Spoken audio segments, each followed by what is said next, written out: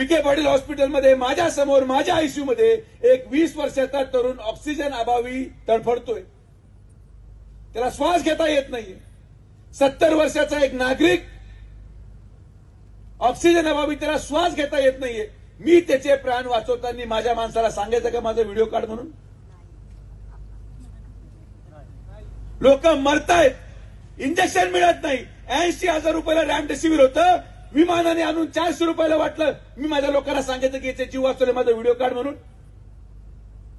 मला माझे कार्यकर्ते पकडतात आणि एखाद्या गरीब व्यक्ती शेजारी बसवतात. एखादा ज्येष्ठ नागरिक असेल, एखादा आजोबा असेल, एखादी आजी असेल, म्हटलं काय करतोय तू? तो म्हणणार नाही, खासदार साहेबांना शेजारी बसा, आधी त्याच्या डोक्यावर हात ठेवा, आपल्याला व्हिडिओ काढायचा आहे आणि सोशल मीडियावर टाकायचा आहे. अरे एखाद्या गरीब माणसाच्या भावनेशी खेळून मला मतदान नको.